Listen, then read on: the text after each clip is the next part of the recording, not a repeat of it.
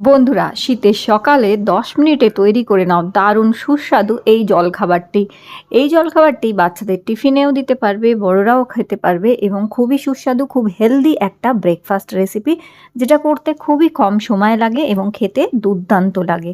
তো এখানে দেখো, এখন বাজারে প্রচুর ব্রোকলি আছে। মোটামুটি ৩০ টাকার মধ্যে ২৫ থেকে ৩০ টাকার মধ্যেই একটা ব্রোকলি এখন তোমরা সবজি বাজারে অনায়াসেই পেয়ে যাবে। আর ব্রোকলি খাওয়া ভীষণ উপকারী শরীরের পক্ষে। তো এখানে দেখো, ব্রোকলি আমি নিয়ে নিয়েছি একটা। আর ব্রোকলির এই ফুলগুলোকে, ডাঁটিগুলো তোমরা চচ্চড়ি বানালে, পাঁচমিশালি চচ্চড়ি বানালে তার মধ্যে দিয়ে দেবে, ফেলবে না। আর এখানে ব্রোকলির এই ফুলগুলো নিয়ে নিয়েছি, এগুলোকে একটু ছোট করে কেটে নিচ্ছি। খুব বেশি ছোট করব না, মোটামুটি এরকম ২ টুকরো করে ব্রোকলিগুলো কেটে নিচ্ছি আমি। আর ব্রোকলি যেমন ব্রোকলির মধ্যে প্রচুর পরিমাণে প্রোটিনও আছে, এছাড়াও ক্যালসিয়ামও পাও, হাড় মজবুত করতেও সাহায্য করে।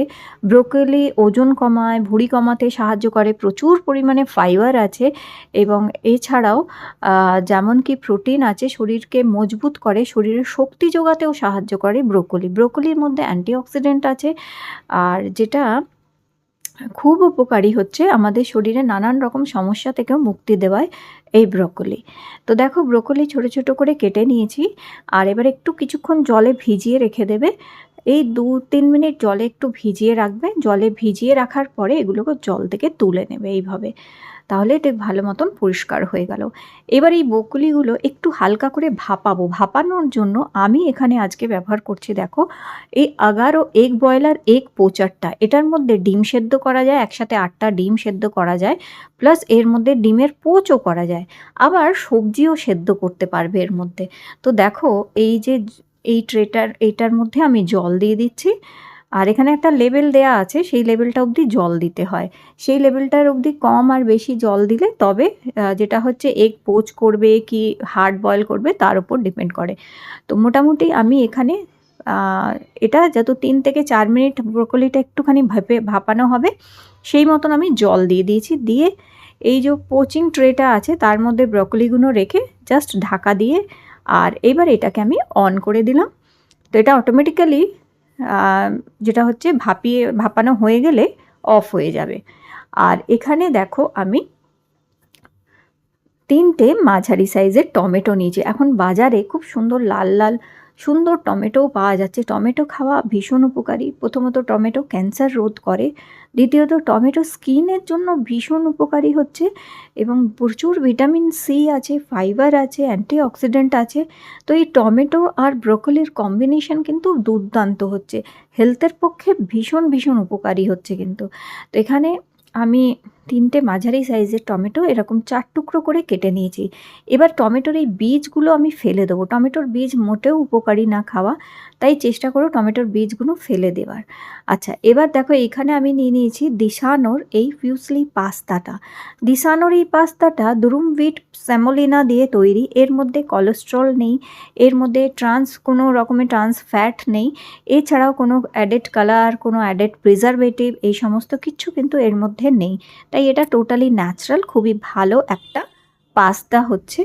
তো নর্মালি রুটি কিংবা ভাতের থেকে এর মধ্যে স্টার্চ অনেক কম আছে, গ্লুটেন একটু কম আছে, যার জন্য খাওয়া অনেক হেলদি, উপকারী। এবং এটা খাবার পর শরীর কিংবা পেট দেখবে ভার করে না, পেট খুব হালকা থাকে, কিন্তু পেট ভর্তিও হয়। তাই বাচ্চা থেকে বড় সবার জন্যই এই পাস্তাটা বেশ ভালো।